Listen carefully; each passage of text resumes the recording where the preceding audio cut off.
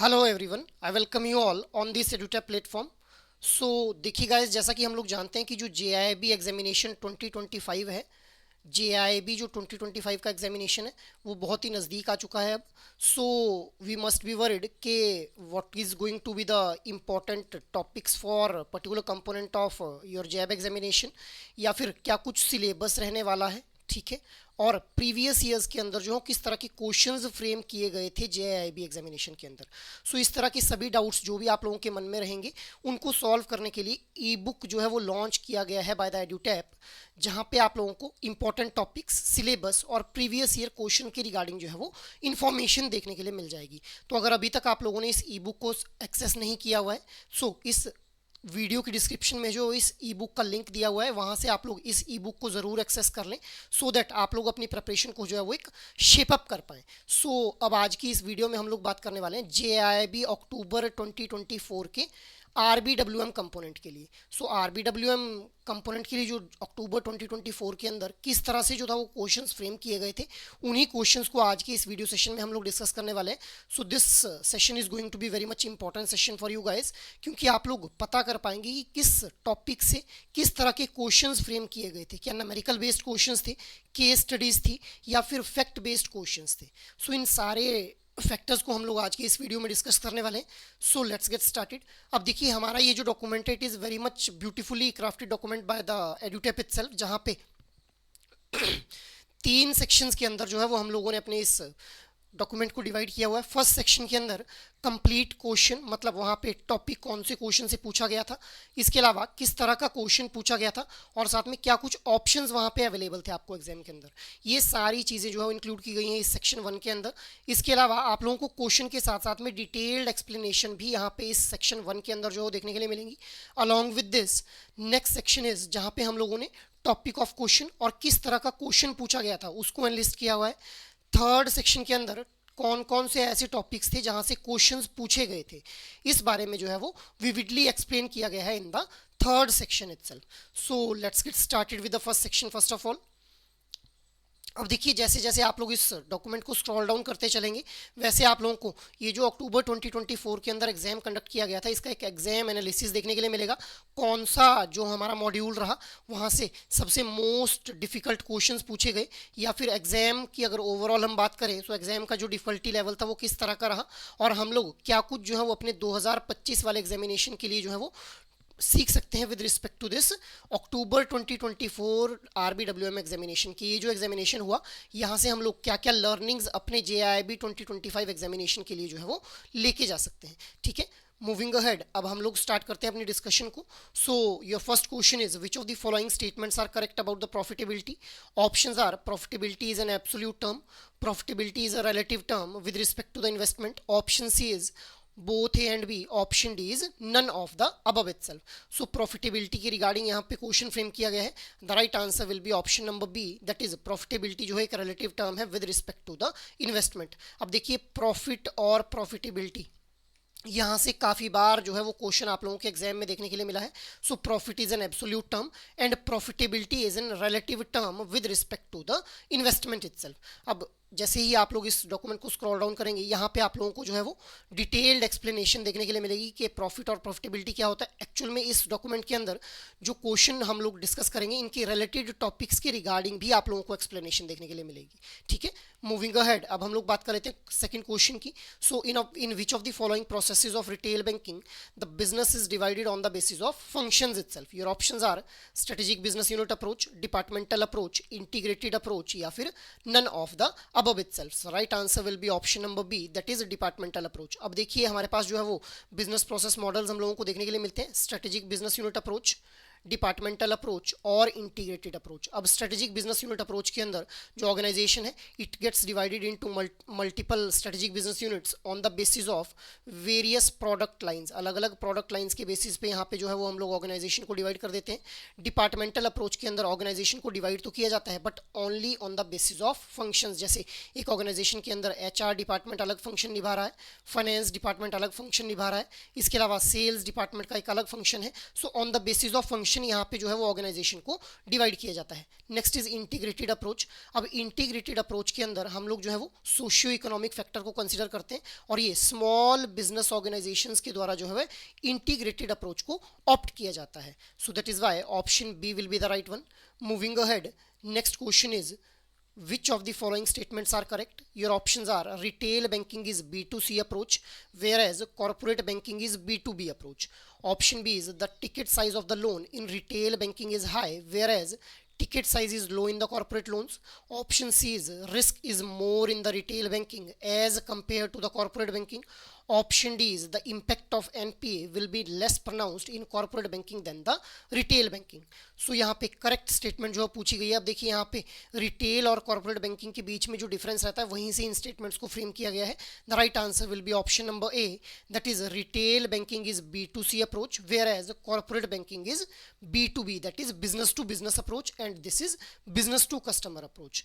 So that is why option A will be the right one. अब यहाँ से आप लोगों से जो है वो किसी और फॉर्म में भी क्वेश्चन को पूछा जा सकता है with respect to retail banking and the corporate banking. अब देखिए गाइज, ये जो हमारे प्रीवियस ईयर पेपर्स रहते हैं इनको डिस्कस करने का एक ही लॉजिक रहता है कि आप लोगों को एक आइडिया, फेयर आइडिया मिल सके कि भाई कौन कौन से टॉपिक्स हैं जहां से क्वेश्चंस पूछे गए थे and in future what kind of questions can be framed itself. So देखिए, this is the difference between retail banking and corporate banking या फिर wholesale banking. Moving ahead, next question is Imperial Bank of India was nationalized in which year? Your options are 1921, 1955, 1969 and 1980 itself. So the right answer will be option number B, that is 1955. अब देखिए, Imperial Bank of India को nationalize कर दिया गया 1955 में और यही Imperial Bank of India जो है वो आगे जाकर के 1955 में ही क्या बन जाता है?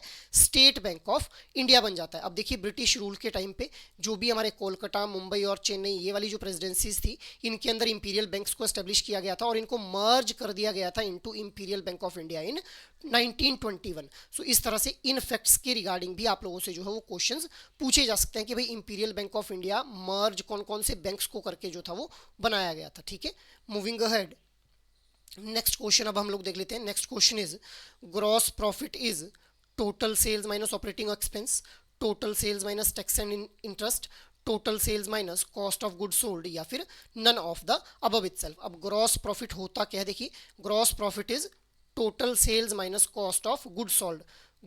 अब देखिए, हम लोगों को ग्रॉस प्रॉफिट, ऑपरेटिंग प्रॉफिट और नेट प्रॉफिट, तीन तरह के जो प्रॉफिट्स हैं वो हम लोगों को देखने के लिए मिलते हैं अपने इस RBWM कंपोनेंट के अंदर। अब ग्रॉस प्रॉफिट की रिगार्डिंग यहाँ पे क्वेश्चन पूछा गया है। ऑपरेटिंग प्रॉफिट क्या होता है? Gross profit minus sales and general administrative expenses itself, जैसे फ्रेट चार्जेस वगैरह को इसके अंदर हम इंक्लूड करते हैं। अब नेट प्रॉफिट क्या होता है? जब हम लोग ऑपरेटिंग प्रॉफिट में से टैक्सेस और जो इंटरेस्ट हम लोगों ने पे करना है उसको सब्ट्रैक्ट कर देते हैं तो हम लोगों के पास जो है वो नेट प्रॉफिट निकल के आ जाता है। ठीक है, तो net profit, operating profit and gross profit, यहाँ से भी मैक्सिमम टाइम आप लोगों के एग्जाम्स के अंदर क्वेश्चन देखे गए हैं। ठीक है, moving ahead, next question is public sector banks generally follow which process model? Horizontally organized model, vertically organized model, predominantly horizontally organized model या फिर predominantly vertically organized model? Your options are 1 and 2, 1 and 3, 2 and 4 and 1 only. The right answer will be option number D itself, that is 1 only. अब देखिए, चार तरह के models हम लोगों को देखने के लिए मिलते हैं। हॉरिजॉन्टली ऑर्गेनाइज्ड मॉडल के अंदर हम लोग अलग अलग डेटा सेट का यूज़ करते हैं for designing various kind of products. Vertically organise model के अंदर हम लोग एक कॉमन डेटाबेस का यूज़ करते हैं for designing multiple kind of products. Predominantly horizontally organise model के अंदर हम लोग जनरली वैसे तो अलग अलग ही डेटा सेट का यूज़ करते हैं, बट कुछ केसेस के अंदर हम लोग कॉमन डेटा सेट का यूज़ कर लेते हैं for designing various products and services. Similarly predominantly vertically organise model के अंदर generally we use common database for designing various kinds of products and services, but कुछ केसेस के अंदर हम लोग अलग अलग डेटा सेट का यूज़ करके भी प्रोडक्ट्स को जो है वो डिज़ाइन करते हैं। So these are various models with respect to the retail banking. अब यहाँ पे पूछा गया था पब्लिक सेक्टर बैंक्स के द्वारा कौन सा फॉलो किया जाता है, तो हॉरिजॉन्टली ऑर्गेनाइज्ड मॉडल जो है that is being followed by public sector banks itself. ठीक है, मूविंग अहेड, नेक्स्ट क्वेश्चन अब हम लोग देख लेते हैं। Which approach involves MBO? MBO क्या है? Management by objectives itself. So your options are strategic business unit approach, departmental approach, integrated approach itself. So the right answer will be option number A itself, that is strategic business unit approach के अंदर जो है वो हम लोग क्या follow करते हैं, मैनेजमेंट बाय ऑब्जेक्टिव। अब यहाँ पे मैंने आप लोगों को बताया स्ट्रेटेजिक बिजनेस स्टूडेंट अप्रोच के अंदर हम लोग एक ऑर्गेनाइजेशन को डिवाइड कर देते हैं मल्टीपल वर्टिकल्स के अंदर based on the various product lines. अब यहाँ पे ये जो प्रोडक्ट लाइंस रहती हैं इनका कुछ ऑब्जेक्टिव रहता है कि भाई इस प्रोडक्ट ने जो है वो इतना रेवेन्यू जनरेट करना है, इसकी इतनी प्रोडक्शन करनी है, इससे हम लोगों को इतना प्रॉफिट अर्न करना है। So this is management by objective, targeted profits यहाँ पे हम लोगों को देखने के लिए मिलते हैं। मूविंग अहेड, अब हम लोग नेक्स्ट क्वेश्चन को देख लेते हैं। Next question is how many banks were nationalised in 1980? Your options are 14, 6, 10 and 12. So the right answer will be option number B itself, that is 6 banks were nationalized in 1980 और 1969 के अंदर कितने banks को nationalise किया गया था? 14 banks को जो था वो नेशनलाइज किया गया था। सो यहाँ से भी आप लोगों से इस तरह से फैक्ट बेस्ड क्वेश्चंस पूछे जा सकते हैं।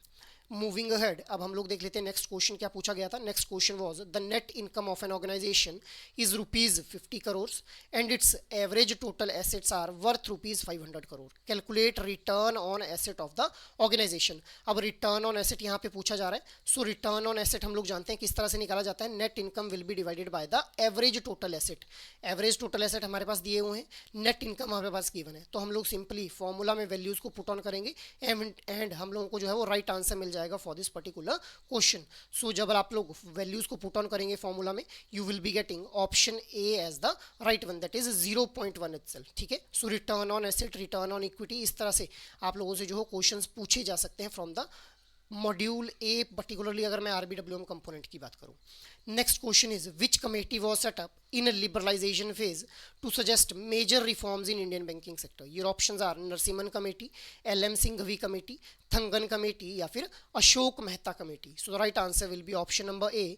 लिबरलाइजेशन फेज के अंदर नरसिम्हन कमेटी को जो था वो सेटअप किया गया था, जिसके द्वारा मेजर रिफॉर्म्स बैंकिंग सेक्टर के अंदर जो था वो रेकमेंड किए गए। सो that is why it is option A will be the right one. और देखिए बिल्कुल फैक्ट बेस्ड क्वेश्चन है आप लोगों का, सो इस तरह के सिंपल फैक्ट बेस्ड क्वेश्चंस भी आप लोगों से जो है एग्जाम के अंदर पूछे जाते हैं। अब हम लोग बात कर लेते हैं मॉड्यूल बी के बारे में कि मॉड्यूल बी से किस किस तरह के क्वेश्चंस पूछे गए थे। So question number 11 was which of the following is not a component of Maslow's need hierarchy theory? Your options are esteem needs, social needs, self actualisation needs and intellectual needs. So कौन सा component नहीं है अभी Maslow की need hierarchy theory का? Option D, that is intellectual needs itself. So हमारी जो Maslow की नीड हायरार्की थ्योरी है उसके अंदर 5 तरह की नीड जो है वो हम लोगों को देखने के लिए मिलती हैं। ठीक है, तो intellectual need is not among those 5 needs. 5 needs कौन कौन सी हैं? Physiological needs, safety needs, social needs, esteem needs, self actualisation needs. ठीक है, so these are the 5 kind of needs with respect to the Maslow's need hierarchy theory itself. So that is why option D will be the right one. अब यहाँ से Maslow need hierarchy theory भी काफ़ी important हो जाती है आपके module B के अंदर।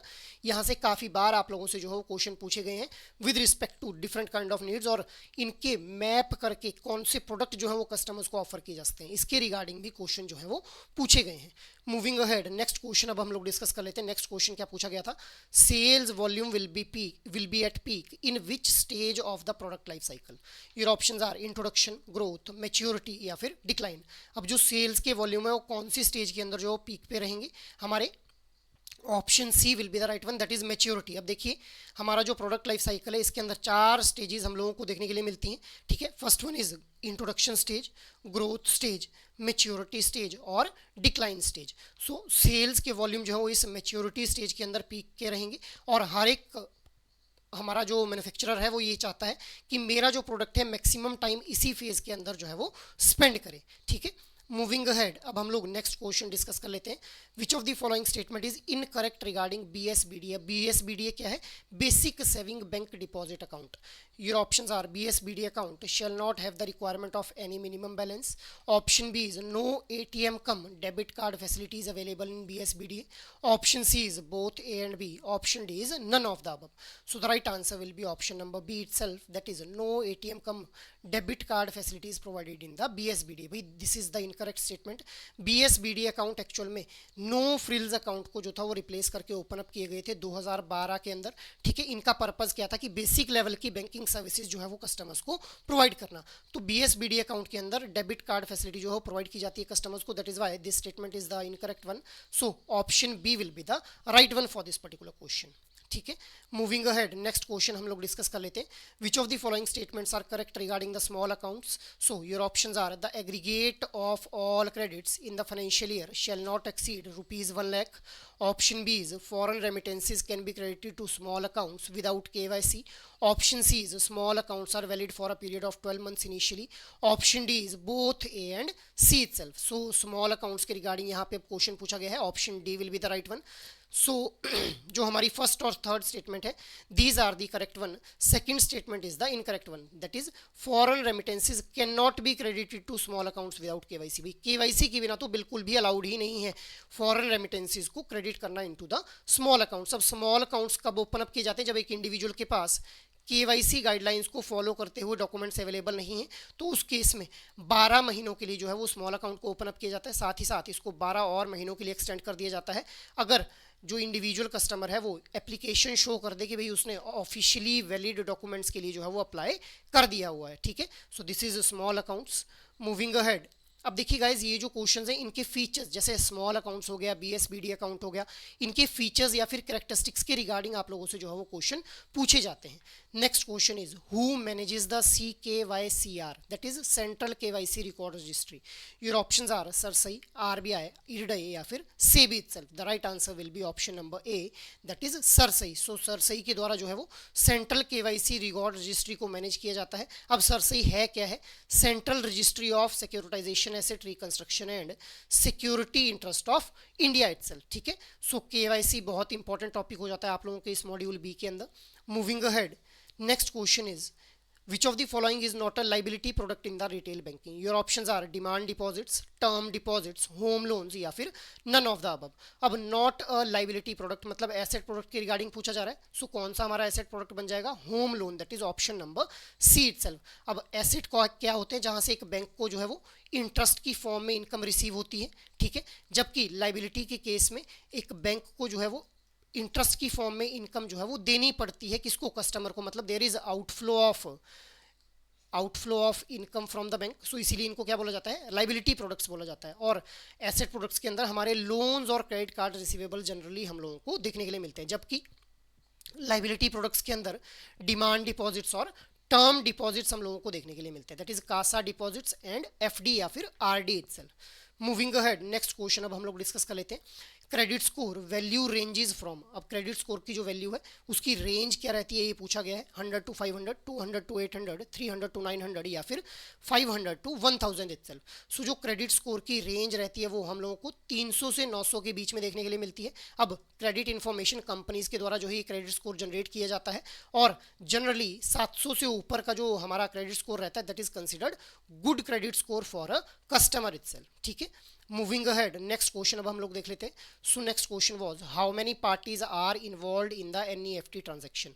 योर ऑप्शंस आर 4, 3, 5 या फिर 2 itself. So the right answer will be option number C, that is 5 parties are involved. कौन कौन सी हैं वो 5 parties? Sending bank, sending service centre, NEFT clearing centre, receiving service centre and beneficiaries branch. So NEFT के characteristics, features, इसके बारे में जो है वो क्वेश्चन आपको लगभग हर बार एग्जाम के अंदर देखने के लिए मिलेगा. सो NEFT के यहाँ पे कितनी पार्टीज इन्वॉल्व है? 5 पार्टीज इन्वॉल्व है. NEFT की फुल फॉर्म भी इवन कई बार आप लोगों से जो है वो एग्जाम के अंदर पूछी गई है. ठीक है, इसमें कोई ट्रांजेक्शन लिमिट कितनी रहती है, किस तरह की ट्रांजैक्शंस की जा सकती हैं. ठीक है, इस तरह के कैरेक्टरिस्टिक बेस्ड को आप लोगों से जो है वो क्वेश्चन पूछे जा सकते हैं. Next question is what is the maximum quantum of loan that can be granted to a student studying in India.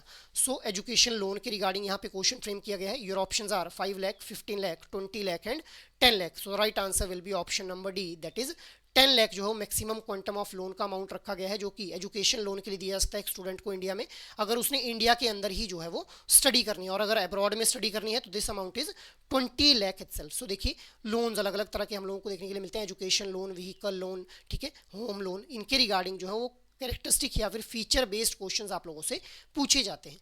Next question was Swift stands for. अब स्विफ्ट क्या है? Society for world wide interbank financial telecommunication, society for world wide interbank financial transaction, society for world wide international financial transaction, या फिर society world wide interbank financial transaction itself. So the right answer will be option number A itself, that is society for world wide interbank financial telecommunication. अब देखिए abbreviation based question बहुत बार आप लोगों से पूछे जाते हैं, and these are the simplest questions you will be finding in your particular examination itself, ठीक है। नेक्स्ट क्वेश्चन क्या पूछा गया था, NFS that is national financial switch was launched by IDRBT, NPCI, IFTAS या फिर एसएफएमएस। तो किसके द्वारा जो था वो नेशनल फाइनेंशियल स्विच को लॉन्च किया गया था, आईडीआरबीटी। आईडीआरबीटी क्या है, institute for development and research in banking technology itself. So that is why option A will be the right one for this particular question. अब आईडीआरबीटी के रिगार्डिंग भी काफी बार क्वेश्चन फ्रेम किए गए हैं कि आईडीआरबीटी के द्वारा कौन कौन सी सर्विसेज लॉन्च की गई, जैसे इन्फिनेट, एसएफएमएस, एनएफएस, आईबीसीसी और इफ्टाज इटसेल्फ। अब ये जो एनएफएस है इसको मैनेज किया जाता है by the NPCI, and rest all are managed by the ID RBI itself. अभी जो है वो आरबीआई के द्वारा जो है मैनेज किया जाता है। मतलब पहले जो था इफ्टाज ने एक्वायर कर लिया था इन सारी सर्विसेज को, बट अब इफ्टाज को भी एक्वायर कर लिया गया है बाय द आरबीआई इटसेल्फ, ठीक है। सो इस तरह की फैक्ट बेस्ड क्वेश्चंस आप लोगों से पूछे जाते हैं particularly. Moving ahead, next question was who chaired the committee that recommended the formation of IDRBT. Your options are W S Saraf, Narasimhan, doctor Rangarajan या फिर L M Singhvi itself. So the right answer will be option number A itself, that is W S Saraf के द्वारा जो था वो recommend किया गया था। मतलब डब्ल्यू एस सराफ ने उस कमेटी को हेड किया था जिसने रेकमेंड किया था कि एक इंस्टीट्यूट सेटअप होना चाहिए, that is institute for development and research in banking technology itself, ठीक है। मूविंग अहेड, नेक्स्ट क्वेश्चन हम देख लेते हैं क्या पूछा गया था। Which of the following are the main elements of MIS. Your options are integrated system, database, interface या फिर all of the above itself. So main elements of management information system के बारे में यहाँ पे पूछा गया है। Option D will be the right one. कौन कौन से हम लोगों को मेन एलिमेंट्स देखने के लिए मिलते हैं, integrated system, database, interface, accessible information and decision making itself, ठीक है। मूविंग अहेड, नेक्स्ट क्वेश्चन हम लोग देख लेते हैं, who coined the term artificial intelligence. अब आर्टिफिशियल इंटेलिजेंस के रिगार्डिंग भी आप लोगों से जो है वो क्वेश्चन पूछे गए हैं, ठीक है, कि आर्टिफिशियल इंटेलिजेंस की आज की प्रेजेंट डे बैंकिंग के अंदर क्या कुछ एप्लीकेशंस हम लोगों को देखने के लिए मिलती हैं। इस तरह से भी क्वेश्चन जो है वो फ्रेम किए गए हैं लास्ट साइकिल्स के अंदर। सो ये जो टर्म थी ये किसके द्वारा क्वाइन की गई थी, option A that is John McCarthy के द्वारा जो था वो आर्टिफिशियल इंटेलिजेंस जो ये टर्म थी इसको क्वाइन किया गया था। But this term was made famous by the Alan Turing itself, ठीक है। ये भी फैक्ट आप लोगों से काफी बार एग्जाम में पूछा गया है। नेक्स्ट क्वेश्चन अब हम लोग देख लेते हैं, which product can be offered to a customer to satisfy the physiological needs itself. अभी मैंने ऑलरेडी आप लोगों को बताया कि जो मैस्लो की नीड हायरार्की थ्योरी है वहाँ से जो कौन से नीड को मैच करते हो कौन सा प्रोडक्ट ऑफर किया जाता है उस तरह का क्वेश्चन भी पूछा जाता है। So this is the one, option D will be the right one for this particular question, that is core savings account, personal accidental cover and housing loan all can be given under this satisfaction of this physiological needs itself, ठीक है। Moving ahead, अब हम लोग next question discuss कर लेते हैं, what is the maximum carpet area for lower income group under प्रधानमंत्री आवास योजना। अब देखिए प्रधानमंत्री आवास योजना के अंदर हमारे जो बेनिफिशियरीज रहते हैं उनको on the basis of income segregate कर दिया गया है। EWS that is economically weaker section, ठीक है। इसके अलावा lower income group, middle income group 1 और मिडल इनकम ग्रुप 2 के अंदर। सो यहाँ पे क्वेश्चन क्या पूछा जा रहा है कि मैक्सिमम कारपेट एरिया कितना हो सकता है जिसके अंदर वो घर बना सकता है under this Pradhan Mantri Awas Yojana for the lower income group itself, ठीक है। So option B will be the right one, that is 60 square metres जो है वो मैक्सिमम कारपेट एरिया हो सकता है। सो देखिए 60 स्क्वायर मीटर जो है कारपेट एरिया हो सकता है एलआईजी के लिए, ईडब्ल्यूएस के लिए that is economically weaker section के लिए it can be maximum of 30 square metres. Similarly यहाँ पे एमआईजी 1 और एमआईजी 2 के लिए भी अलग अलग जो है वो मैक्सिमम कारपेट एरिया स्पेसिफाई किया गया है। तो ये प्रधानमंत्री आवास योजना काफ़ी इंपॉर्टेंट योजना हो जाती है आप लोगों के एग्जाम परस्पेक्टिव से। सो पर्टिकुलरली मैक्सिमम टाइम यहाँ पे जो है वो इस टेबल से क्वेश्चन फ्रेम किए गए हैं कि भाई सब्सिडी कितनी जाती, मतलब कौन सी सेगमेंटेड कस्टमर्स को, कौन सी कैटेगरी ऑफ कस्टमर्स को कितनी सब्सिडी दी जाएगी, मैक्सिमम टेन्योर कितना रहेगा, मैक्सिमम लोन कितना दिया जा सकता है और मैक्सिमम कारपेट एरिया जो है वो कितना रहता है पर्टिकुलर कैटेगरी ऑफ कस्टमर्स के लिए जिसके अंदर वो घर बना सकते हैं। Moving ahead, next question is if the principal amount और interest payment is overdue for a period of 31 to 60 days the account will be categorised as SMA 0, SMA 1, SMA 2 या फिर SMA 3 इटसेल्फ। सो देखिए अगर हमारा जो account रहता है उसके अंदर प्रिंसिपल और इंटरेस्ट पेमेंट जो ओवरड्यू रहता है फॉर 31 to 60 days तो हम लोग उसको क्या बोलेंगे, SMA 1 अकाउंट बोल देंगे, ठीक है। तो अगर हमारा 30 दिनों के लिए जो है वो अकाउंट के अंदर इंटरेस्ट या फिर प्रिंसिपल अमाउंट ओवरड्यू है तो उसको हम लोग SMA 0 बोल देते हैं, स्पेशल मेंशन अकाउंट 0। इसी तरह से 31 to 60 डेज के लिए अगर ओवरड्यू रहता है तो SMA 1, और 61 to 90 डेज के लिए अगर प्रिंसिपल या फिर इंटरेस्ट अमाउंट ओवरड्यू रहता है तो उसको हम लोग SMA 2 that is special mention account 2 की कैटेगरी में डाल देते हैं। सो देखिए इस तरह से डायरेक्टली यहाँ पे फैक्ट बेस्ड क्वेश्चन आप लोगों को देखने को मिल रहे हैं जो लास्ट साइकिल के अंदर अभी अक्टूबर 2024 के अंदर एग्जामिनेशन हुआ था। ठीक है, next question is what is the maximum transaction limit of contact lens cards. So contact lens cards की जो है मैक्सिमम ट्रांजैक्शन लिमिट कितनी रखी गई है, ₹10,000, ₹1,000, ₹5,000 या फिर ₹2,000 इटसेल्फ। सो मैक्सिमम जो ट्रांजैक्शन की लिमिट रखी गई है कॉन्टेक्टलेस कार्ड्स के लिए वो रखी गई है ₹5,000। ठीक है, सो बिना आप लोग जो है वो पॉइंट ऑफ सेल्स मशीन या फिर ATMs को टच करके बिना मतलब कॉन्टैक्ट किए हुए आप लोग जो है वो मैक्सिमम कितना ट्रांजैक्शन कर सकते हैं, ₹5,000 की तक जो है वो ट्रांजैक्शन की जा सकती है। ठीक है, moving ahead, next is interest on the FD is paid on monthly interval, bimonthly interval, quarterly interval या फिर एनुअल इंटरवल। सो FD के ऊपर जो इंटरेस्ट पे किया जाता है वो हम लोगों को क्वार्टरली इंटरवल के ऊपर जो है वो देखने के लिए मिलता है। देखिए दो तरह की हम लोगों को FD देखने के लिए मिलती है, क्यूमुलेटिव FD और सिंपल FD। अब जो क्यूमुलेटिव FD रहती है वहाँ पे जो कस्टमर रहता है वो चूज करता है कि भाई उसका जो इंटरेस्ट है दैट शुड बी री invested in the FD account, जबकि जो सिंपल FD है वहाँ पे इंटरेस्ट जो है वो हर महीने या फिर हर क्वार्टर के अंदर जो है वो प्रोवाइड कर दिया जाता है। तो इस तरह से FD हो गया, RD हो गया। ठीक है, इनके कैरेक्टरिस्टिक्स के ऊपर या फिर इनके फीचर्स के ऊपर जो है वो क्वेश्चंस पूछे जाते हैं आप लोगों से एग्जाम्स के अंदर। मूविंग अहेड, नेक्स्ट क्वेश्चन अब हम लोग देख लेते हैं। So which of the following statement about minor saving account is incorrect. Your options are maximum balance to credit of such account should not exceed any time ₹1 lakh। Option B is a minor is a person who has not attained the age of 16 years as per section 3 of the Indian Majority Act 1875. Checkbook facility can be provided if he or she is illiterate. Option D is no overdraft should be granted in minor savings account. So incorrect statement यहाँ पे पूछी गई है with respect to the minor savings account. Option B will be the right one. That is a minor is a person who has not attained age of 16 years as per the section 3 of the Indian Majority Act 1875. तो यहाँ पे 16 की जगह क्या होना चाहिए था, 18 years should be the age. So इस तरह के माइनर सेविंग्स अकाउंट के रिगार्डिंग ऑपरेशंस, किस तरह से ऑपरेशंस होते हैं, कौन कौन ओपन अप कर सकता है, माइनर कौन होते हैं, क्या कुछ फैसिलिटीज यहाँ पे माइनर सेविंग्स अकाउंट के अंदर प्रोवाइड किए जाते हैं, इसके रिगार्डिंग जो है वो क्वेश्चंस पूछे जाते हैं। ठीक है, मूविंग अहेड, अब हम लोग बात कर लेते हैं नेक्स्ट क्वेश्चन के बारे में। सो next question was SARFAESI act can be initiated only if the loan account is classified as NPA backed by the security. Option B is outstanding dues are 20% or above of the principal and interest.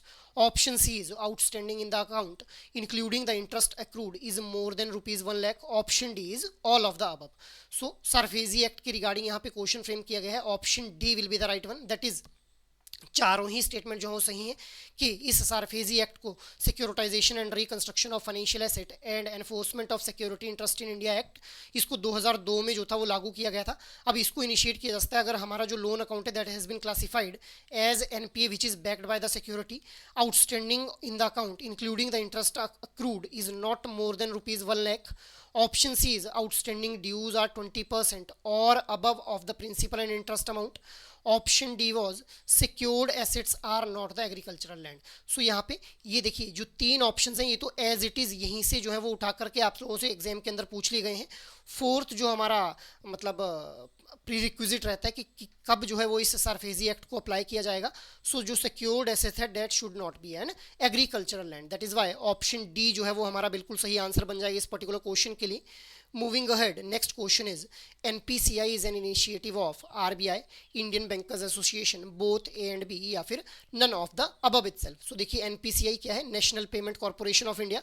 अब it was the initiative of RBI and Indian banks association itself. ठीक है, सो NPCI किस तरह से operate करता है, NPCI को कब एस्टेब्लिश किया गया, ठीक है, इसके रिगार्डिंग भी काफ़ी बार आप लोगों से जो है वो क्वेश्चन एग्जाम के अंदर पूछे गए हैं। ठीक है, moving ahead, next question is which of the following statements are correct about the current account. It is an interest bearing bank account. There is restriction on the number and amount of the deposits.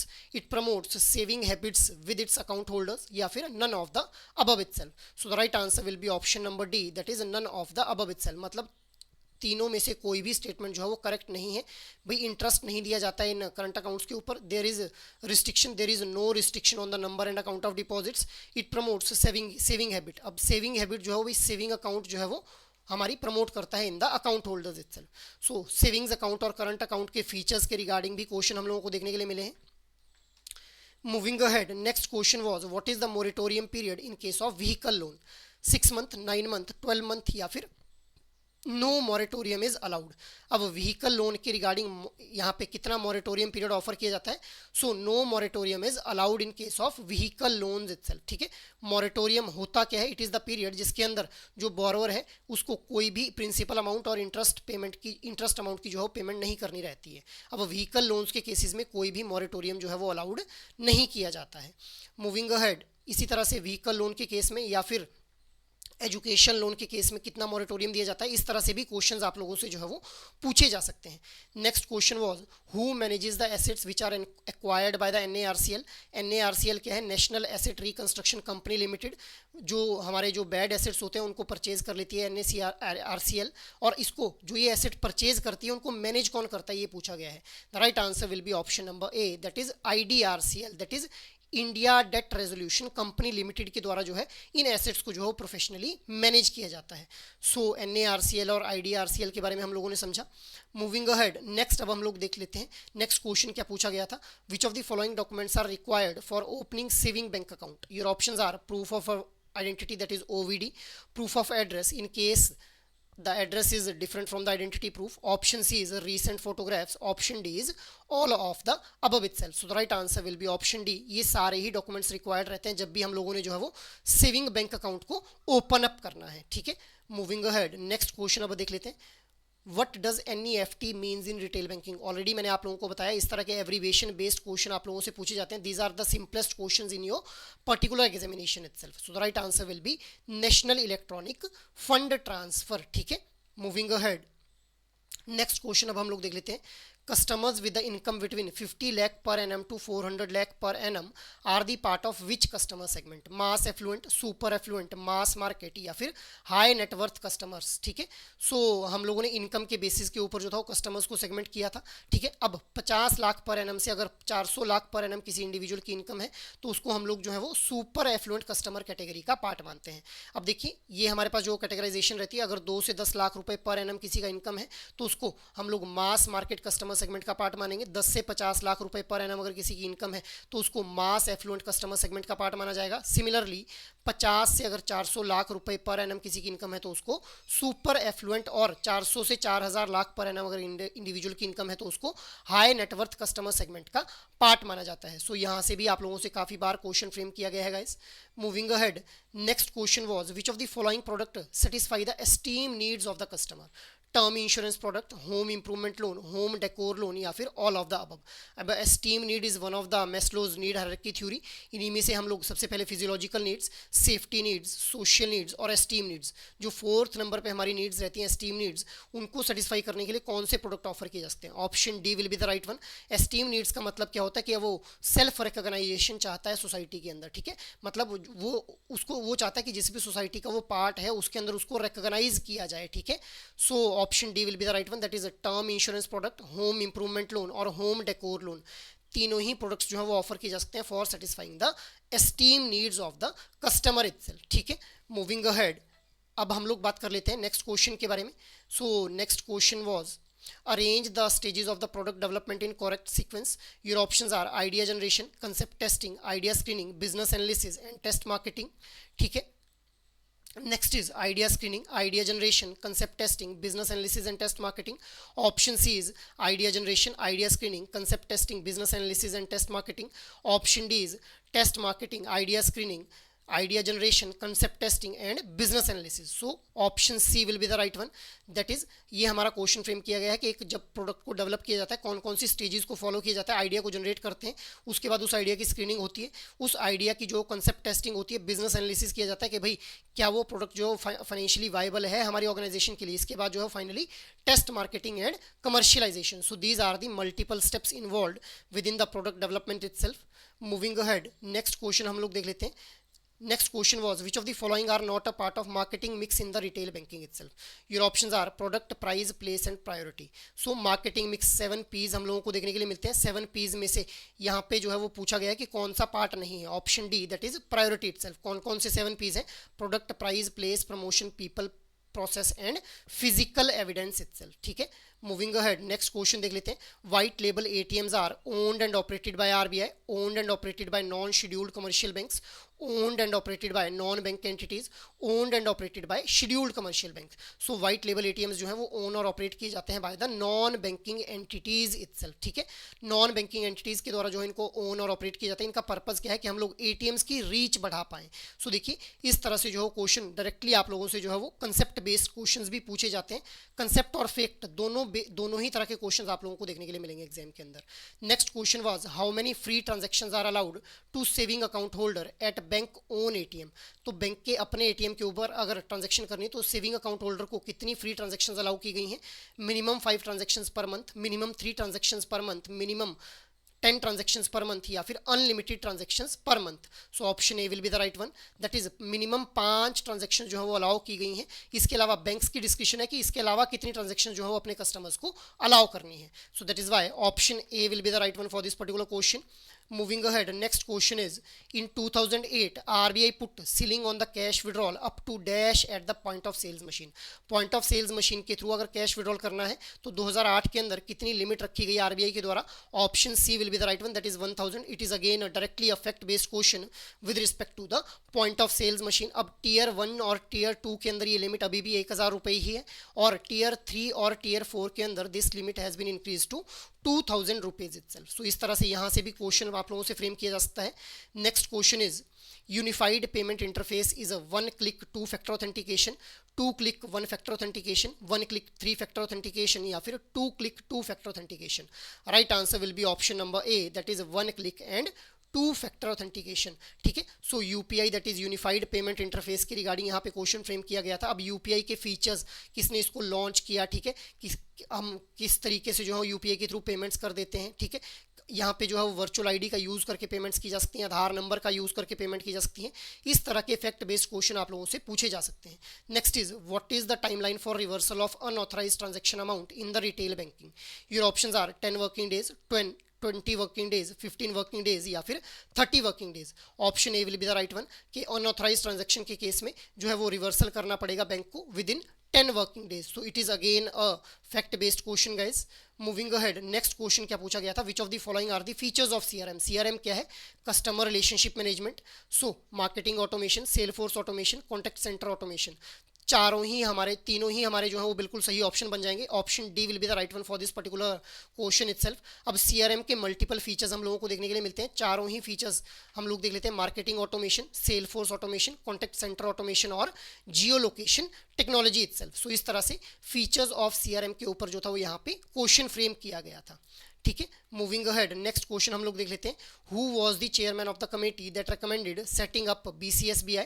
Your options are N Narasimhan, Manmohan Singh, SS Tarapore and LM Singh itself. Right answer will be SS Tarapore के द्वारा जो था वो committee को chair किया गया था जिसने BCSBI that is banking code and standard board of India को जो था वो सेटअप करने के लिए रिकमेंडेशन दी थी। मूविंग अहेड नेक्स्ट क्वेश्चन हम लोग देख लेते हैं। In the retail banking CEPD stands for. अब सीईपीडी क्या है? CEPD is consumer education and protection department. So इसको 2006 के अंदर सेटअप किया गया as a customer service department which frames policy guidelines for consumer protection and oversees the functioning of 24 offices of the RBI ombudsman and 32 customer education and protection cells. So देखिए CEPD की यहाँ पे abbreviation पूछी गई थी। Already हम लोगों ने देखा बहुत सी एब्रीवेशन जो था वो इस पर्टिकुलर साइकिल के अंदर जो एग्जाम कंडक्ट किया गया था उसके अंदर पूछी गई थी। नेक्स्ट क्वेश्चन अब हम लोग देख लेते हैं। Which of the following are the functions of MKIS. Your options are collecting and assembling data, processing data, analyzing the data and all of the above itself. So MKIS क्या है? Marketing information system. इसके functions के regarding पूछा गया है। Option D will be the right one for this particular question guys. So option D हमारा सही हो जाएगा क्योंकि ये तीनों ही हमारे जो है फंक्शन रहते हैं मार्केटिंग इन्फॉर्मेशन सिस्टम के। इनके अलावा storage of data and dissemination of information to the concern department, ये हमारे जो है वो फंक्शंस रहते हैं with respect to the MKIS itself. Moving ahead next question अब हम लोग देख लेते हैं। नेक्स्ट क्वेश्चन क्या पूछा गया था? ELSS funds have a lock in period. Module D से अब क्वेश्चन ये पूछा गया था। ELSS equity linked saving scheme जो रहती है उनका कितना लॉक इन पीरियड देखने के लिए मिलता है? 2 ईयर्स, 3 ईयर्स, 4 ईयर्स या फिर 5 years. So the right answer will be option number B, that is 3 years is the lock in period for ELSS funds itself, ठीक है। मूविंग अहेड नेक्स्ट क्वेश्चन देख लेते हैं क्या पूछा गया था। Investment in which type of bonds does not earn the interest, fixed rate bonds, floating rate bonds, sovereign gold bonds या फिर जीरो कूपन बॉन्ड्स। सो किस तरह के बॉन्ड्स के ऊपर हम लोग कोई भी इंटरेस्ट अर्न नहीं करते हैं, zero coupon bond will be the right one. अब यहाँ पे हम लोग जो है वो डायरेक्टली यहाँ पे इंटरेस्ट तो अर्न नहीं कर रहे हैं, ठीक है, बट हम लोगों को यहाँ पे जो है वो इनकम जो अर्न हो पा रही है वो रिडम्पशन प्राइस और इशुएस प्राइस के बीच में जो डिफरेंस है वहीं से हम लोग जो है वो इनकम अर्न कर सकते हैं in case of zero coupon bonds itself, ठीक है। मूविंग अहेड, नेक्स्ट क्वेश्चन देख लेते हैं। Which of the following are the elements of investment, risk, return, safety या फिर ऑल ऑफ द अबव। अब देखिए इन्वेस्टमेंट के एलिमेंट्स के रिगार्डिंग क्वेश्चन फ्रेम किया गया है, option D will be the right one. हम लोगों को कौन कौन से जो एलिमेंट्स देखने के लिए मिलते हैं ये हम लोगों को ध्यान रखना होता है भी, रिस्क, रिटर्न, इसके अलावा लिक्विडिटी और टाइम होराइजन, ये चार हमारे जो है एलिमेंट्स रहते हैं। इसके अलावा सेफ्टी भी हमारा एक एलिमेंट रहता है with respect to the investment itself. So इनकी रिगार्डिंग क्वेश्चन किसी भी एलिमेंट के रिगार्डिंग जो क्वेश्चन फ्रेम किया जा सकता है। Next question was as per SEBI what is the minimum corpus required to start investing in PMS itself. Portfolio management services के अंदर अगर किसी ने इन्वेस्ट करना स्टार्ट करना है तो मिनिमम उसका कितना कॉर्पस रहना चाहिए। Option A will be the right one, that is 50 lakh should be the minimum corpus of the individual customer जो कि पीएमएस के अंदर जो है वो इन्वेस्टमेंट करना चाहता है। पीएमएस भी बहुत ही इंपॉर्टेंट टॉपिक है, यहाँ से पीएमएस के फीचर्स, इसके एडवांटेजेस, डिसएडवांटेजेस, ठीक है, इसके रिगार्डिंग जो है क्वेश्चन फ्रेम किए जा सकते हैं आप लोगों के एग्जामिनेशन के अंदर। नेक्स्ट क्वेश्चन क्या पूछा गया था, which of the following deductions are not allowed under new tax regime itself. So new tax regime के अंदर कौन सी डिडक्शंस जो है वो अलाउ नहीं की गई हैं, leave travel allowance, house rent allowance, depreciation या फिर both A and B. So new tax regime और ओल्ड टैक्स रिजीम्स हम लोगों को देखने के लिए मिलती हैं। सो न्यू टैक्स रिजीम के अंदर किस तरह की डिडक्शंस को अलाउड नहीं किया गया है, leave travel allowance, that is option A will be the right one. अब कौन सी डिडक्शंस अलाउड नहीं है न्यू टैक्स रिजीम के अंदर, leave travel allowance, house rent allowance, conveyance allowance, relocation allowance और helpers allowance. So these are the deductions जो कि new tax regime के अंदर अलाउड नहीं की गई हैं, ठीक है। So option A will be the right one, ठीक है। न्यू टैक्स रिजीम और ओल्ड टैक्स रिजीम दोनों के फीचर्स के रिगार्डिंग आप लोगों से क्वेश्चंस फ्रेम किए जा सकते हैं।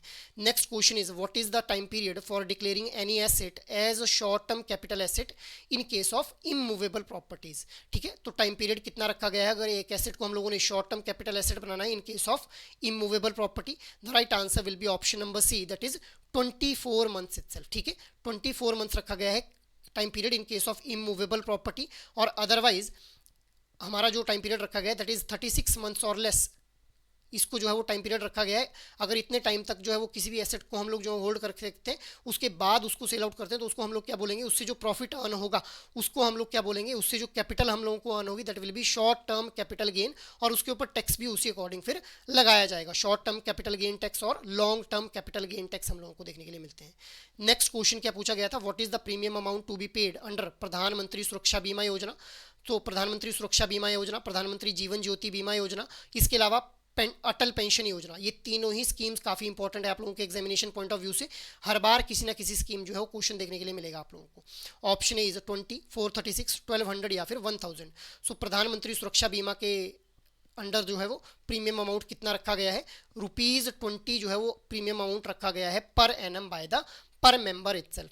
अब प्रधानमंत्री सुरक्षा बीमा योजना के अदर फीचर्स के रिगार्डिंग भी क्वेश्चन पूछे जा सकते हैं कि कितना सम इंश्योर्ड दिया जाता है, इसके अलावा कितनी जो कब जो है वो कस्टमर इस सर्विस को अवेल कर सकता है और कब जो है वो टर्मिनेट हो जाएगी। इस तरह के फीचर बेस्ड क्वेश्चन भी आप लोगों से पूछे जाते हैं। अब नेक्स्ट क्वेश्चन देख लीजिए, what is the maximum age for joining Atal Pension योजना। सो अब यहाँ पे एज के रिगार्डिंग क्वेश्चन पूछ लिया अटल पेंशन योजना से, option B will be the right one, that is 40 years itself. सो इस तरह से इन तीनों ही स्कीम से एज हो गया या फिर सम इंश्योर्ड हो गया, टर्मिनेशन हो गया, फीचर्स हो गया, इसके रिगार्डिंग जो है क्वेश्चन फ्रेम किए जाते हैं। नेक्स्ट क्वेश्चन क्या पूछा गया था, what is the premium amount under प्रधानमंत्री जीवन ज्योति बीमा योजना। अगेन थर्ड जो मैंने आप लोगों को स्कीम बताई उसके रिगार्डिंग क्वेश्चन फ्रेम किया गया है। So option A that is 436 जो है वो प्रीमियम अमाउंट रखा गया है अंडर द प्रधानमंत्री जीवन ज्योति बीमा योजना इटसेल्फ। सो ये हम लोगों ने डिस्कस किया सेक्शन 1 को। अब हम लोग सेक्शन 2 के अंदर उन टॉपिक्स को देख लेते हैं जहां से क्वेश्चंस फ्रेम किए गए थे। एग्जैक्टली क्या क्वेश्चन था that we were not able to recollect. So integrated ombudsman से multiple statement based questions, FOIR fixed obligation to income ratio से numerical based question, star 99 hash से फीचर बेस्ड क्वेश्चन पूछा गया था। सेविंग अकाउंट ओपनिंग को लेकर के statement based questions on the account opening for non individuals, अलग अलग एंटिटीज ओपन कर सकती हैं, तो यहाँ पे नॉन इंडिविजुअल्स के रिगार्डिंग क्वेश्चन पूछा गया था। इंटरनेट बैंकिंग फ्रॉड के regarding case study based question हम लोगों ने देखा। सेक्शन 80 TTA के अकॉर्डिंग स्टेटमेंट बेस्ड क्वेश्चन हम लोगों को देखने के लिए मिला। डाइवर्जन ऑफ फंड से हम लोगों को स्टेटमेंट बेस्ड क्वेश्चन देखने के लिए मिलता है। So these were the topics जहाँ से क्वेश्चन फ्रेम किए गए थे। अब हम लोग देख लेते हैं सेक्शन 3 के अंदर। अब सेक्शन 3 के अंदर उन टॉपिक्स को बताया गया है जहाँ से क्वेश्चंस तो फ्रेम किए गए थे, but we were not able to recollect exact question and what kind of question was framed. So nomination, TDS, underwriting, leverage ratio, income tax, non discretionary funds, fintech companies, wealth management, mutual funds and unauthorised transaction. So these were the topics जहां से आप लोगों को questions देखने के लिए मिले थे in this October 2024 examination itself. ठीक है, सो ये हम लोगों ने अपने इस अक्टूबर 2024 के एग्जामिनेशन को डिस्कस किया। अब अगर आप लोग जो है वो एक्चुअल में इस एग्जामिनेशन के लिए जो है वो प्रिपेयर करना चाहते हैं, so you guys can just have a overlook कि किस तरह से आप लोगों के लिए जो है वो एडुटैप के द्वारा कुछ कोर्सेज लॉन्च किए गए हैं। आप लोग उन कोर्सेज को जो है एक्सेस कर सकते हैं अगर आप लोग एक प्रॉपर गाइडेंस चाहते हैं अपनी प्रिपरेशन को लेकर के। सो आप लोगों को सिंपली एडुटैप की वेबसाइट के ऊपर जाना है। यहाँ पे कोर्सेज टैब आप लोगों को देखने के लिए मिलेगा। जैब कोर्सेज के ऊपर आप लोग क्लिक करेंगे। जैसे ही आप लोग यहाँ पे क्लिक करेंगे, you will be landing in a page जहाँ पे आप लोगों को इंडिविजुअल कंपोनेंट के लिए जो मास्टर कोर्स दिख जाएंगे। अगर आप लोग एक कॉम्बो यहाँ पे परचेज करना चाहते हैं कि एक ऐसा कोर्स जिसके अंदर चारों ही कंपोनेंट्स को कवरअप किया गया हो, तो यहाँ पे जो है वो आप लोगों के लिए जैब का जो है वो मास्टर कोर्स लॉन्च किया गया है। दैट इज चारों ही कंपोनेंट्स के यहाँ पे आप लोगों को जो है लाइव क्लासेस, कंसेप्ट नोट्स और मॉक टेस्ट जो है वो प्रोवाइड किए जाएंगे। ठीक है, so you guys can just have a look कि अगर आप लोग किसी भी तरह की गाइडेंस चाहते हैं तो आप लोग इन कोर्सेज को भी रेफर कर सकते हैं। So I hope you all are clear with किस तरह के क्वेश्चन जो थे वो अक्टूबर 2024 के अंदर पूछे गए थे। सो और ये जो आज का वीडियो सेशन है ये आप लोगों के लिए हेल्पफुल रहेगा with respect to your preparation for the JIB 2025 examination itself. So that is all from my side for this particular video. Thank you.